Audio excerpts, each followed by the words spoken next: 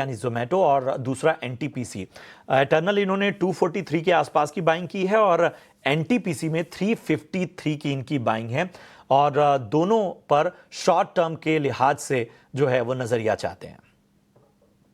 देखिए प्रशांत, 243 के पास उन्होंने अच्छा बाय किया था बिकॉज वहां पे ब्रेकआउट आया था। बट जब भी ब्रेकआउट का फेलियर हो तो फिर आपको निकलने का भी देखना पड़ेगा। तो बेसिकली वो फेलियर हो गया था जब भी 240 के नीचे दोबारा से स्टॉक आया था, तो फिर वो ब्रेकआउट फेल हो गया था और अब देख रहे हैं हम कि ये अपने मेजर एवरेजेस के नीचे ट्रेड कर रहा है। नो डाउट मुझे लगता है कहीं ना कहीं कंसोलिडेशन का टोन रहेगा कि नीचे पे 225 का जो जोन है वो एक सपोर्ट एरिया की तरह है, ऊपर 240। तो अभी का क्या बीच में है, मेरे हिसाब से थोड़ी सी भी रिकवरी आती है करीब 35 से 38 के बीच में, तो एक बार को निकलने के बारे में सोचिए। फर्स्ट का बायस अब साइडवेज शिफ्ट हो गया है फ्रॉम पॉजिटिव। वहीं पे एनटीपीसी की अगर बात करें तो ये अपने मेजर एवरेजेस के पास स्ट्रगल कर रहा है। इसमें तेजी आएगी जब आप 350 के लेवल को डिसाइसिवली ब्रेक करके क्लोज करेंगे। तो एज ऑफ नाउ मेरे हिसाब से अभी आप इसमें बने रह सकते हैं। जो रिसेंट लो था करीब 335 का, वो आपका स्टॉप लॉस रहेगा। चलिए, हमारे अगले दर्शक हैं फूल सिंह साहब, जो कि उत्तर प्रदेश से अपना सवाल उन्होंने हम तक यूट्यूब के जरिए पहुंचाया है और नैटको फार्मा पर राय जानना चाहते हैं।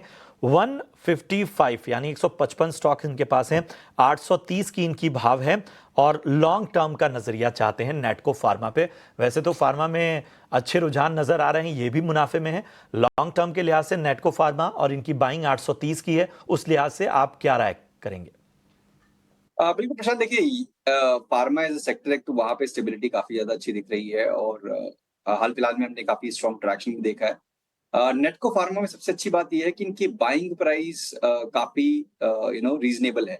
तो इन्होंने जिस डिप पे बाय किया है, जो कि एक शार्प करेक्शन के बाद एक डिप देखने को मिला था, वहां पे इन्होंने बाय किया है और वहां से एक अच्छा डिसेंट प्रॉफिट ये देख रहे हैं। मेरे हिसाब से यहाँ पे अभी ये शुरुआत है। अगर रिकवरी एक्सटेंशन होती है तो करीब 950 960 पहला पड़ाव, फिर करीब 1050। तो अगर इनकी लंबी अवधि का नजरिया, डेफिनेटली इनको बने रहना चाहिए। अब जब तक कि ये 750 के लेवल के नीचे क्लोज नहीं करता है, तब तक इनको बने रहना चाहिए इस पोजीशन में। ग्रेजुअली इसमें देखिए 1100 1150 तक के लेवल्स भी देखने को मिल सकते हैं 6 to 9 मंथ्स में। ठीक है, तो यहाँ पर पॉजिटिव नजरिया और बने रहने की आपको सलाह।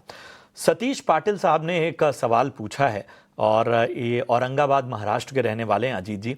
अडानी पावर में क्या इन लेवल्स पर बाइंग की जा सकती है? अडानी पावर पर राय जानना चाहते हैं और कह रहे हैं कि अभी जो लेवल है अडानी पावर का, इसमें क्या खरीदारी की जा सकती है? बताइए क्या राय बनती है। देखिए अदानी पावर मुझे स्टेबल लग रहा है कंसिडरिंग कि जो पहला अटेम्प्ट था रिकवरी का पोस्ट मेजर एवरेजेस को रिक्लेम करने के बाद, वहां पे थोड़ा सा प्रॉफिट टेकिंग जरूर आया, बट डिक्लाइन के केस में इसने लॉन्ग टर्म एवरेजेस को ब्रेक नहीं किया और उन्हीं के ऊपर सस्टेन कर रहा है, उसी के ऊपर एक बेस फॉर्म करने की कोशिश कर रहा है।